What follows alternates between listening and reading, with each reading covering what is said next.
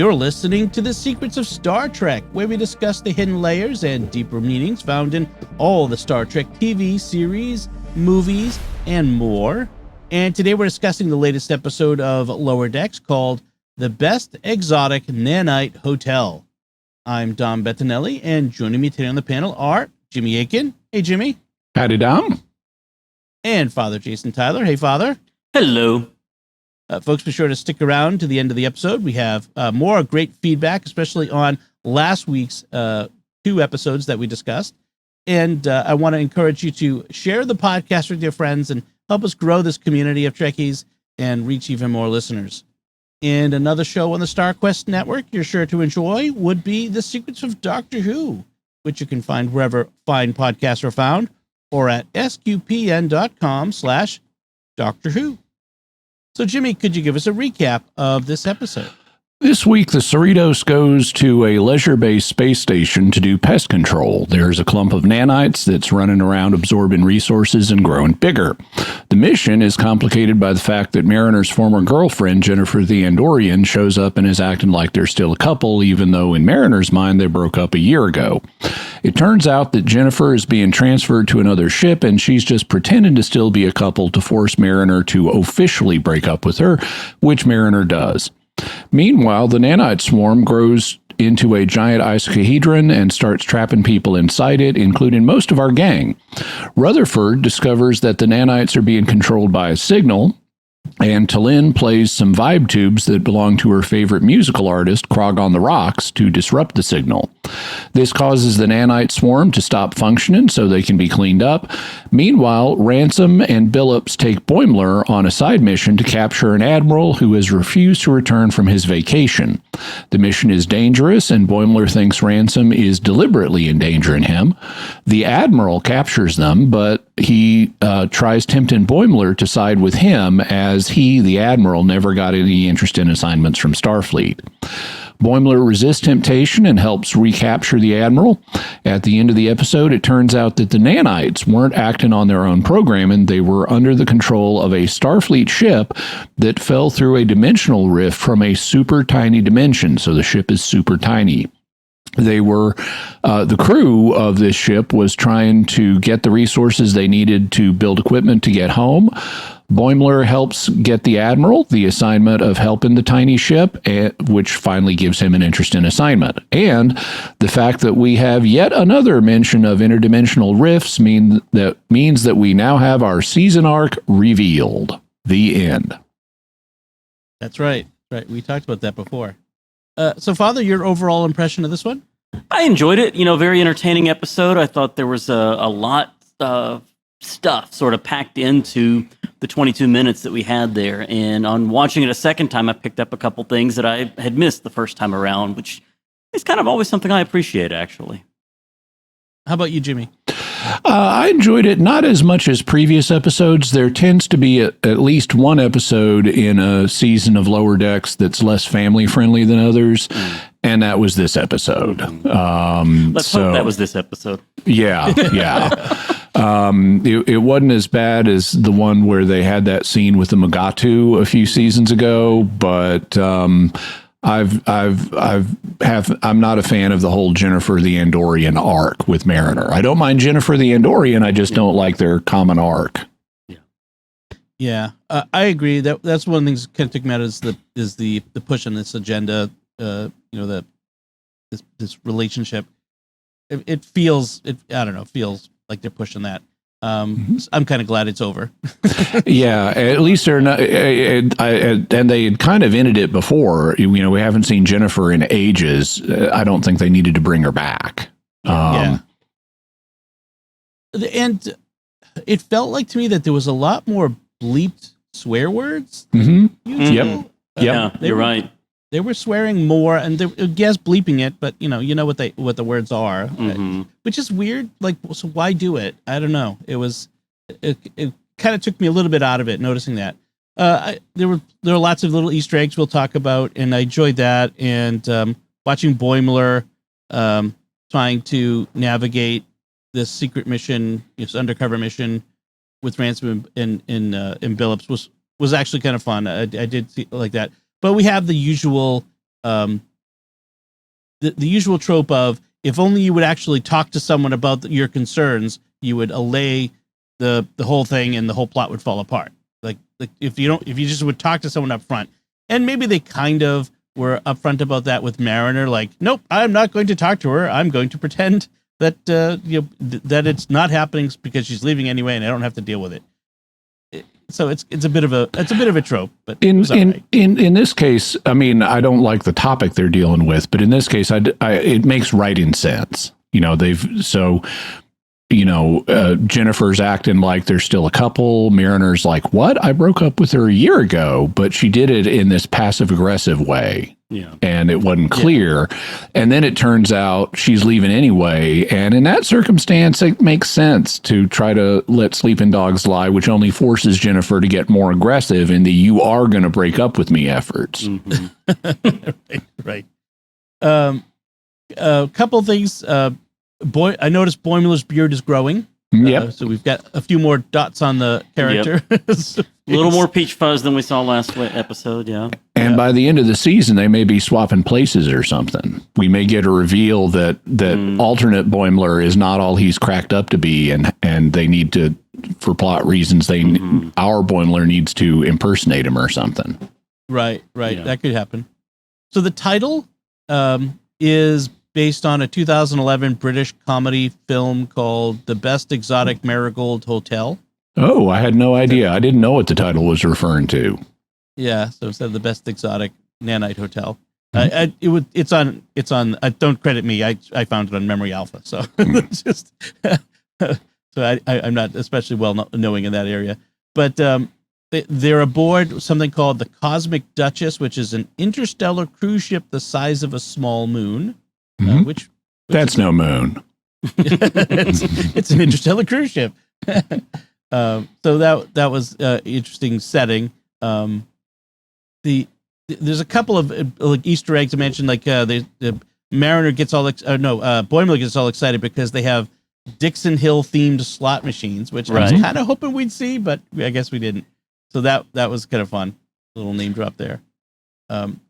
And so this undercover mission with Ransom and Billups. So they have to go dressed as civilians on vacation, and they're using these undercover names. And Ransom is Zach Ransom, nice, really subtle, and Billups chooses Gilbert Manhandle, and I guffawed. I have to admit, because that is a funny name. And they have this dispute over it, like because Ransom like this stupid name, no one will remember that. You're Zandy Billups instead of Andy Billups, which is also a stupid name. I like how he later mentions, why can't you just use a normal name like Zandy? It's like, I guess normal names are a little different in the 24th century, which is something that linguists actually study. Yeah. I like, though, even though he orders Billups to be Zandy Billups, there's a later bit where he refers to him as Zandy Billups, and Billups doesn't respond, and he senses, okay, he's going to insist, and he then refers to him as Gilbert Manhandle or whatever it is, and he's like, and instantly Billups responds, and he's like, okay.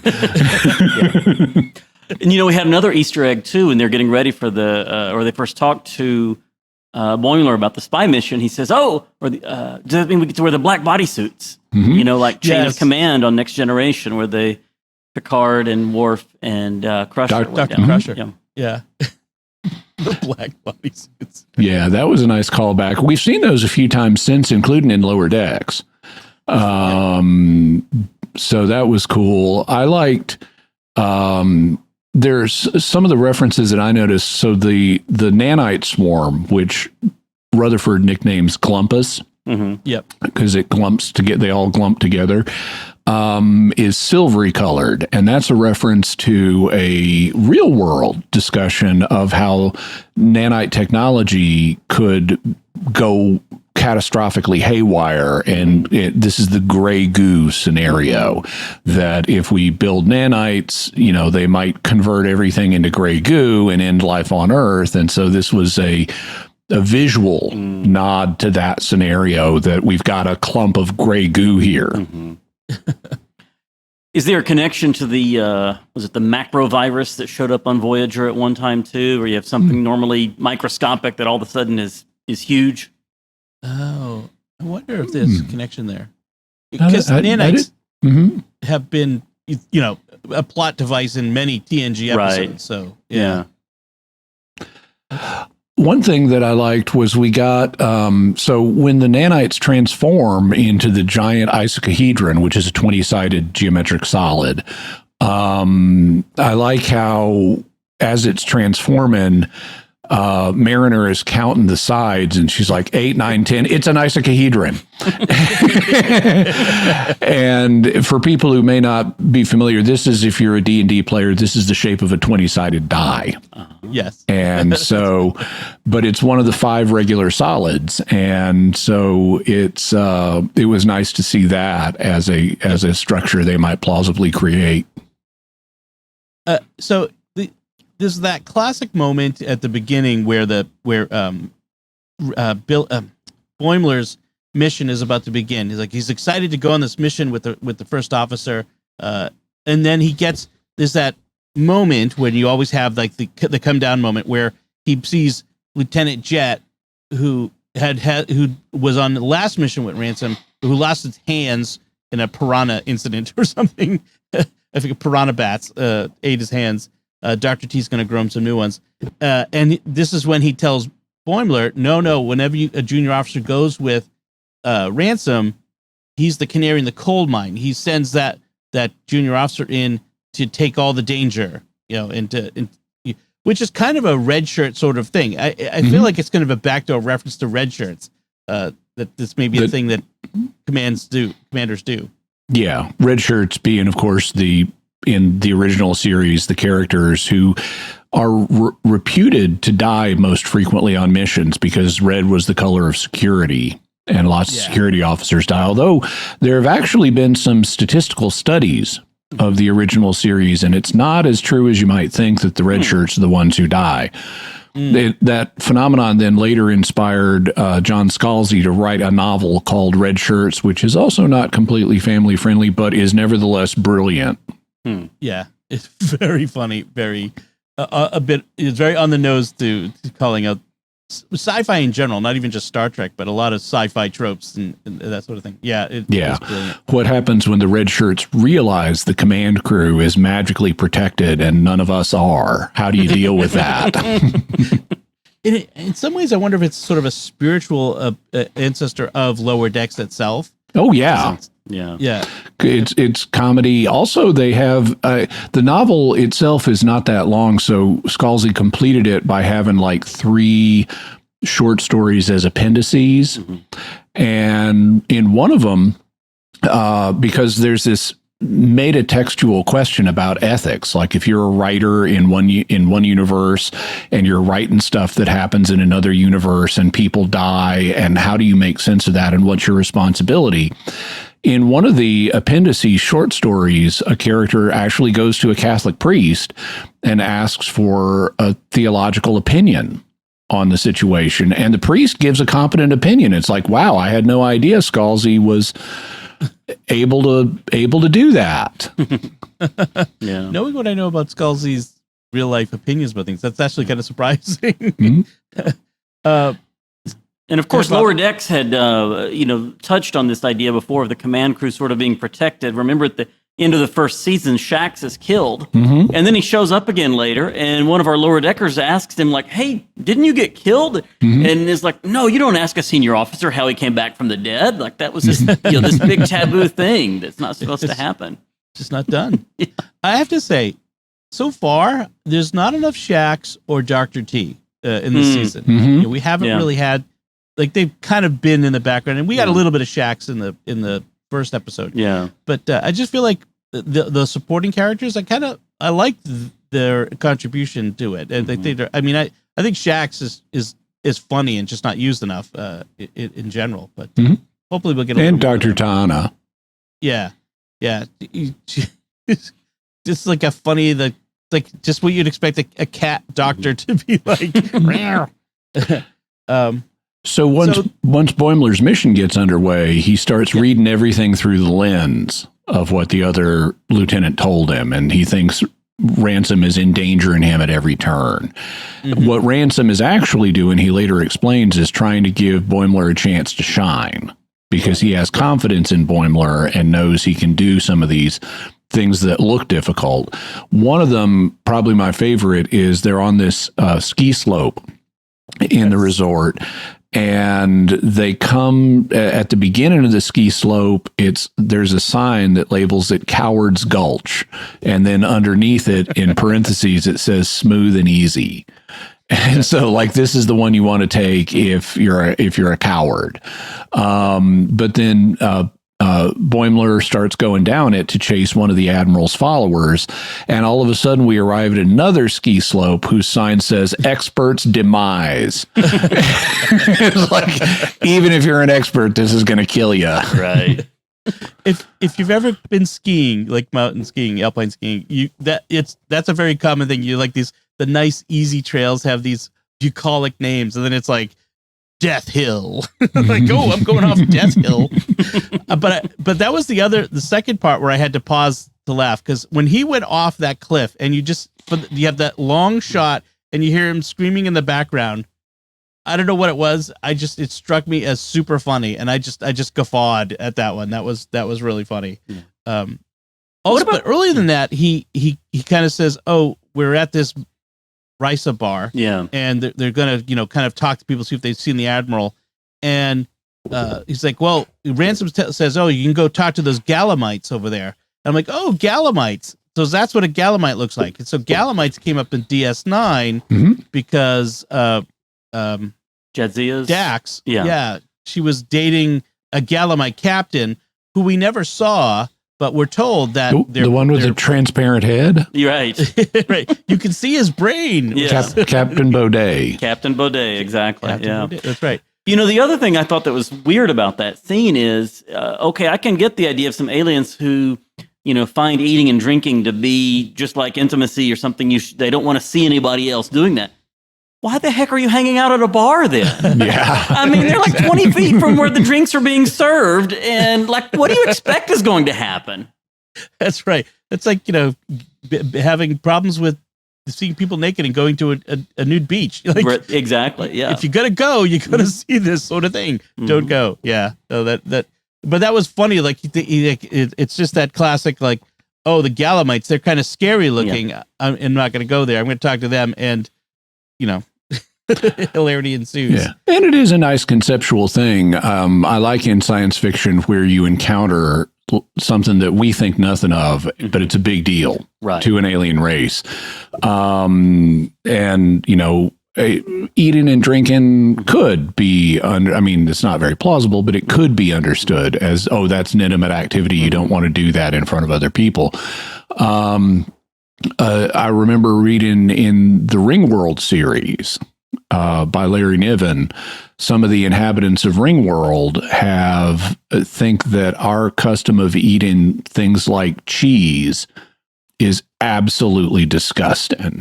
It's like you're eating decayed food. What on earth are you doing?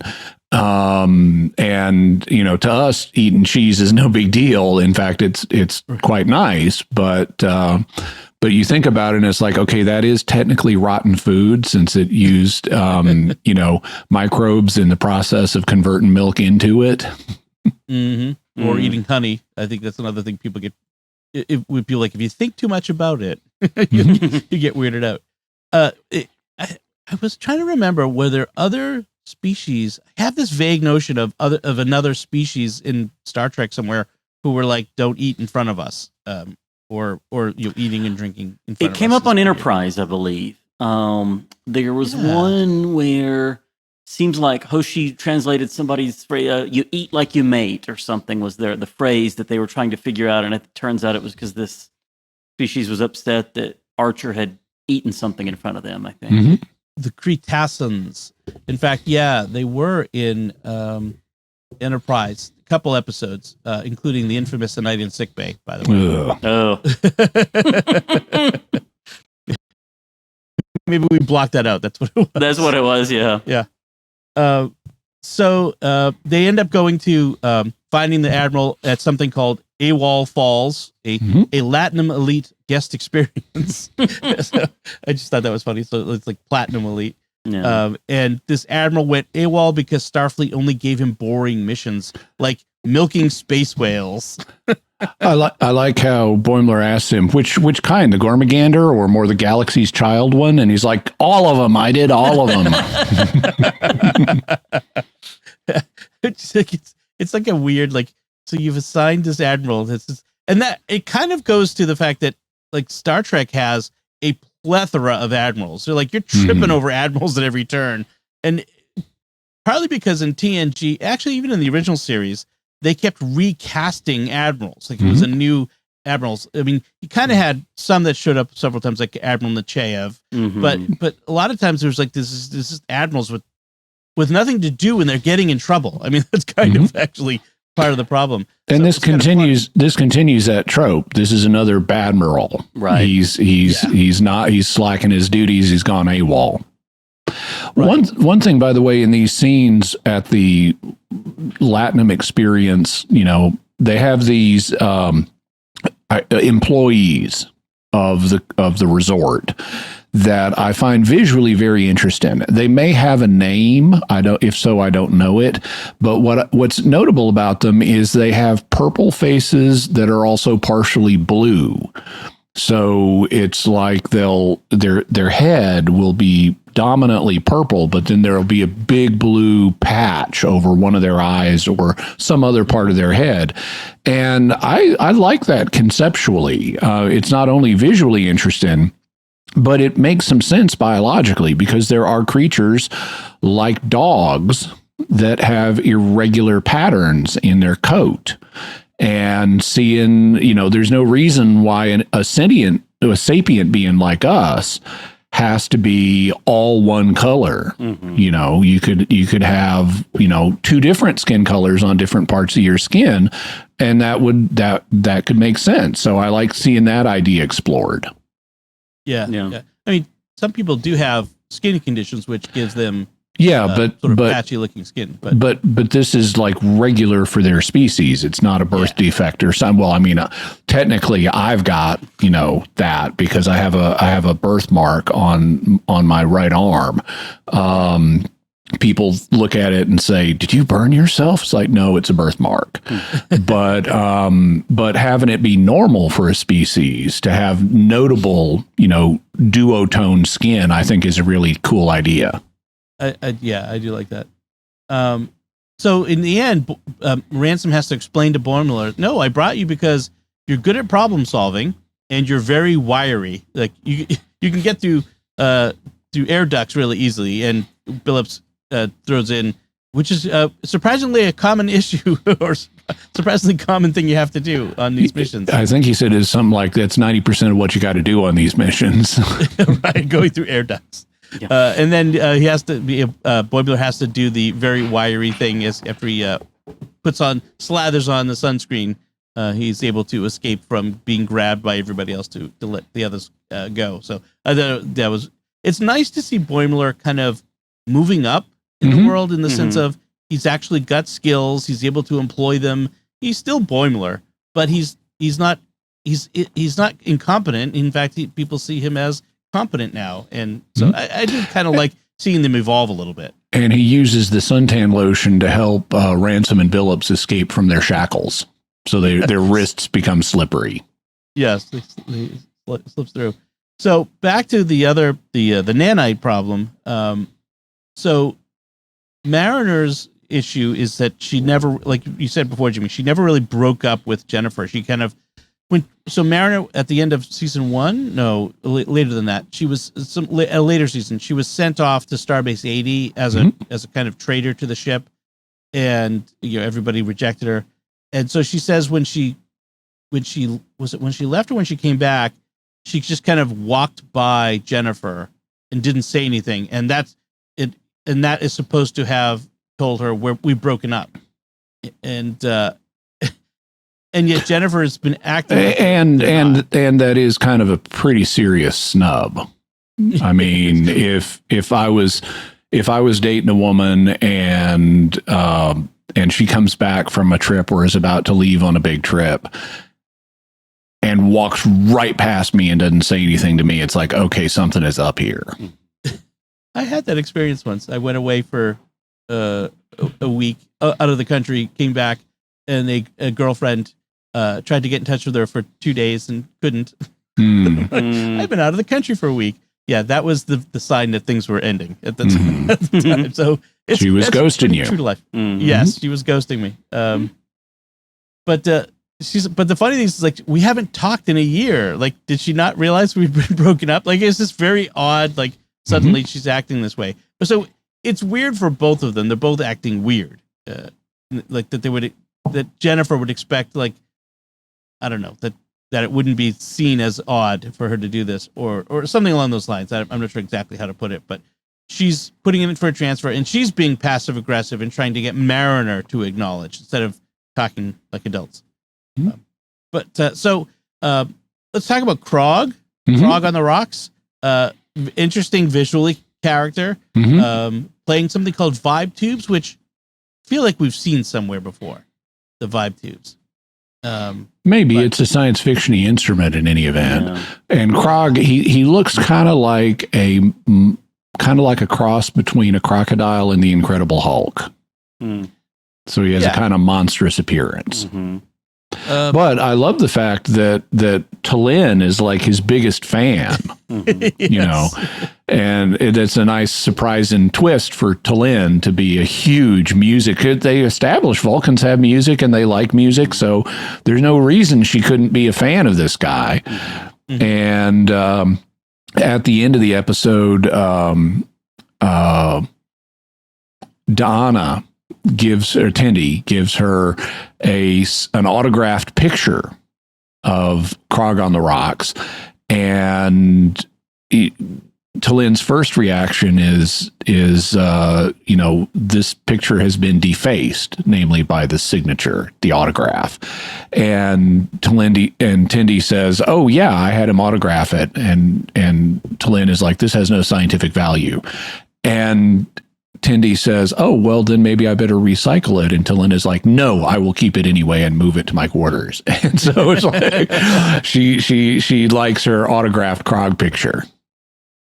So quickly looked it up in the vibe tubes, unnamed, but did show up in a first season TNG episode. We'll always have Paris. A musician was playing them in the holographic recreation of the Parisian cafe that Picard went to with his former girlfriend. So they did show up. I knew I'd seen them somewhere, but but Vibe Tube is a good name for them. Yeah, they remind me kind of those people who will play like glasses? the glasses. You know, where you fill the glasses with different levels of water and you make them vibrate at different rates. Yeah, that's like a lot like it. And so the solution was to the nanite problem was the vibe tubes, T'Lyn playing the vibe tubes, disrupting them. But it was interesting to have this sort of post-climactic, reveal of this tiny Voyager style Intrepid class ship. I was a little unclear at first. I thought it was a ship that had got shrunk, but no, it's a ship from a quantum dimension, which is the size of an amoeba in our dimension. And we've seen tiny ship episodes before. They played with size change in the animated series, where all the crew gets shrunk and they've got to operate the big regular size Enterprise. And then, of course, in Deep Space Nine, we had a runabout get shrunk to tiny size in the One Little Ship episode, which worked surprisingly well given how stupid the premise is. So. So it was nice to see them playing with that here, only with a subspace explanation of their whole dimension is just tiny. Yeah. The original series episode Catspaw too, right? They shrunk the Enterprise into a pendant. Yes. In that one, I think it was something like that. Yeah. But we get to meet briefly Captain Tercel of the Endeavor. That's the ship that came through the rift. who's been they've been undergoing a month of hell. Yeah. A month instead of a year. Instead of a year, yeah, because it's a Voyager class ship. Exactly. So yeah. And even this idea of Admiral Milius being in charge of getting this ship home, is that in some way a callback to Admiral Paris, who is in charge of the project to get the Voyager home? I mean, Milius and Paris, they have some similarities in terms of their look, I guess, and everything. Yeah. That's true. That's true. Speaking of Milius, was that like his eyes? It looked like he'd been laying out in the sun and with goggles on and gotten a sunburn. Yeah. Okay. So he's got this. What they were doing there? He's got this light patch around his eyes and across his nose and going back to his ears. Okay. Yeah, I was trying to figure out if they were doing that or something else, but yeah. So, any other notes on this one, Father? Anything left to say? No, we touched on all the things I had marked down. Okay. How about you, Jimmy? Well, there was one moment where when they're doing the ski chase, Boimler ends up on the back of some alien. And the alien has what looks like a backpack, and Boimler is hanging on to it. And this is one of the less family-friendly moments. And the alien accuses him of grabbing his genitals. And Boimler asks the human sensible question, why are these your why are they on your back? And the alien says, where else would they be? So sensible. from an alien race point of view. Yeah. That was kind of funny, but yes, less family friendly. But it was funny. Although we've seen things like that before, like in Star Trek The Undiscovered Country, when Kirk is in the mines of Rura Penthe, he kicks a guy in the knees and is informed that's not what you think it is. Right. That's why you kick him in the knee. Yeah. All right. So that is the Best Exotic Nanite Hotel. And as I mentioned, we have feedback from last time and where we talked about Dos Cerritos and Shades of Green. Our first feedback comes from Jeremy via email. Hey guys, love the show. Regarding Shades of Green, when T'Lyn rebuilt the shuttle, was I seeing things or did she give it the paint job of an Apache helicopter complete with side-mounted guns? It's sad to say I forgot to go back and watch. Yeah, I don't know what Apache helicopter's typical paint job is. I mean, I could look it up, but but then so could our listener. If our listener really wants to know, you can look up Apache helicopters with side-mounted machine guns and then go back and look at the episode again, just like we could. Yeah. But I think he's wondering if we noticed it, and I did not notice it. And I noticed it had a fancy paint job and looked very different, but I didn't make a specific connection to an Apache helicopter. Yeah. That's why we love feedback like this, right? We learned something new here. That's right. So Kelly wrote in on our YouTube channel. I'm so glad that Lower Decks is back. This was a great rundown of the episodes. My favorite part of both episodes were the parts involving Tendi and the Orions. Regarding the alternate versions of the crew, I have a suspicion that we're going to see more of these. At the beginning of the first episode, Mariner mentioned they've been seeing a lot of subspace rifts. I'm wondering if this is part of the season arc, and I wonder if we're going to see other versions of the Cerritos crew. Yeah, I think we got confirmation of that this episode, and as I mentioned, I think Boimler, once he grows his beard out, may have to change places with the other Boimler. Yeah. So, and then from our Discord server, the Happy Friar writes, my daughter and I watched Dos Cerritos a third time today. T'Lyn, Prime Universe, raises her left eyebrow. My daughter noticed they raise opposite eyebrows. Good catch on her part. So alternate raises her right. This happens a couple times in the episode. In the ship at the end, she raises her left. Also, when Prime crew leave the alternate Cerritos, Prime T'Lyn is near the view screen on the right side of it from the point of view of the captain's chair. Alternate T'Lyn is at a rear science station. When the Prime crew is going to the turbolift in the front of the bridge, again from the point of view of the captain's chair, Prime T'Lyn walks in the lift from the front of the bridge, while alternate is still at the science station. I thus propose it's the Prime T'Lyn and the Prime Cerritos at the end of the episode, based on these facts. Sounds reasonable to me. That is hard to refute. It is. And again, another great observation from a listener. Really glad to see that. Yes. Please continue to send in your, especially when you find Easter eggs and stuff that we didn't mention, because those are always fun to get. And then we do have one more bit of feedback from a way back episode, episode 99. This is from several years ago. TNG's The Last Outpost. So that's the introduction of the Ferengi that went disastrously wrong. Yes, the very bad Ferengi episode. The USMC on YouTube writes, there's a popular headcanon that this was a scam or ruse on the Ferengi's part, and that's why they're so strange. It doesn't make it any better, but it does allow the episode to sit inside canon without major conflict.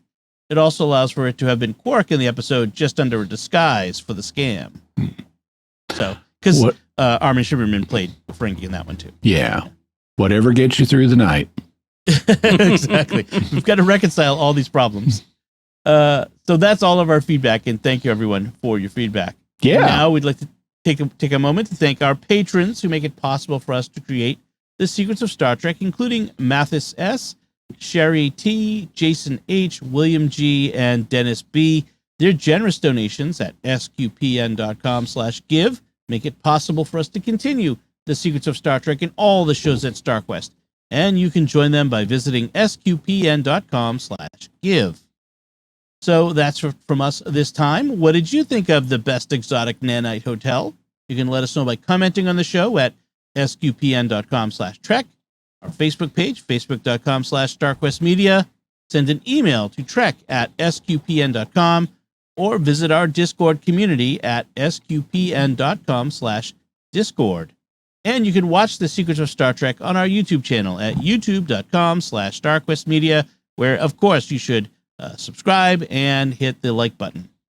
We'll be back next time when we'll be discussing the next new episode of Lower Decks. So until then, Jimmy Akin, thank you for joining me and sharing The Secrets of Star Trek. Thank you. Live long and prosper. And if you ever get your ship transported to a much, much, much larger dimension than yours, rather than taking over nanites and trying to steal stuff, just get on the phone and explain the problem. That's right. That's right. And Father Jason Tyler, thank you as well. Thanks, Dom. And once again, I'm Dom Bettinellli. Thank you for listening to The Secrets of Star Trek on StarQuest. And remember, assumptions are anathema to communication. You're an anathema.